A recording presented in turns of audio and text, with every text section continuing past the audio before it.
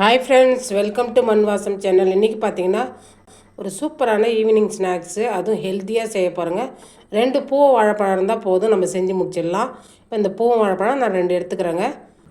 இப்போ case on பண்ணிவிட்டு ஒரு கடாயை வச்சுக்கோங்க. கடாயில் பார்த்தீங்கன்னா நல்லா ஒரு டேபிள் ஸ்பூன் அளவுக்கு நெய் விட்டுக்கலாங்க. அப்போ முந்திரி பருப்பை சின்ன சின்னதாக துண்டாக கட் பண்ணிவிட்டு அதை சேர்த்துக்கலாங்க. இதில்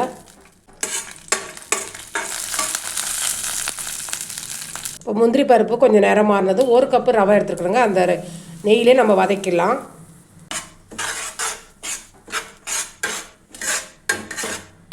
ரவை இந்த அளவுக்கு வதங்கினது. இப்போ நம்ம ஒரு அரை மூடி தேங்காவை துருவி வச்சுருக்கோங்க, அதையும் சேர்த்துக்கலாம்.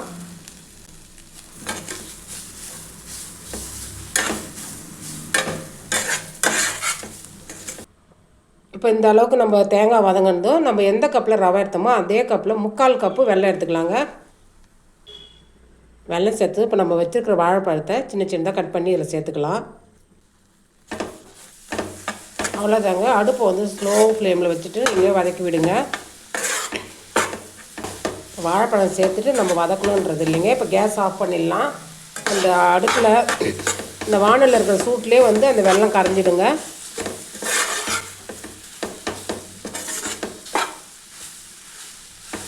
இது கூடவே பார்த்திங்கன்னா ஒரு 3 ஏலக்காவை பொடி பண்ணி சேர்த்துக்கலாங்க.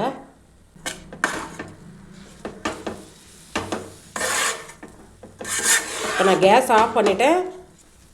இது நல்லா அந்த வாழைப்பழத்தை நல்லா நசுக்கி விட்ருங்க. அதில் நீங்கள் சல்லிக்கரண்டிலையும் நீங்கள் நசுக்கலாம். ஏன்னா வாழைப்பழத்தை நீங்கள் அரைச்சி போட்டிங்கன்னா தண்ணியாக ஆகிடும், நம்ம செய்கிற பதத்துக்கு வராது. அதனால் நீங்கள் இது மாதிரி போட்டுட்டு இது மாதிரி கரண்டியில் நசுக்கி விட்டிங்கன்னா கரெக்டாக இருக்கும்.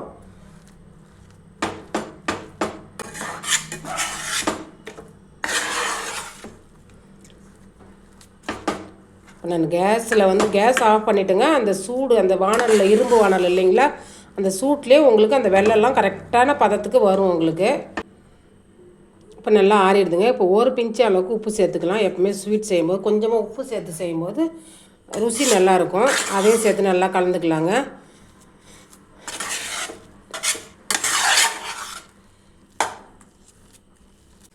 இப்போ பார்த்திங்கன்னா இப்போ இது மாதிரி ஒரு சின்ன சின்ன இலை எடுத்துக்கலாங்க. இல்லை இந்த அளவுக்கு எடுத்துக்கலாம்.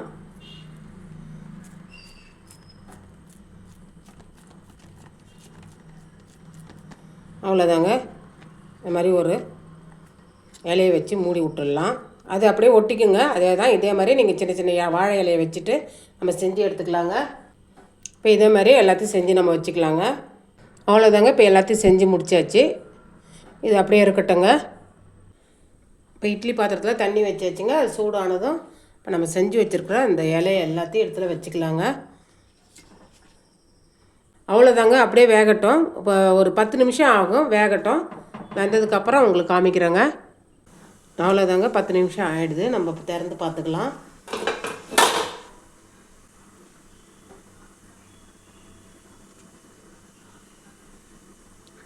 நல்லா வெந்துடுதுங்க. நம்ம முன்னாடியே ரவையெல்லாம் வதக்கினால நான் சூப்பராக வெந்துடுது.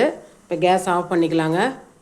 இது வந்து பார்த்திங்கன்னா வாழைப்பழ புட்டுன்னு சொல்லுவாங்க. பூ வாழையில் செஞ்சதுனால பூவாழை புட்டுன்னு சொல்லுவாங்க.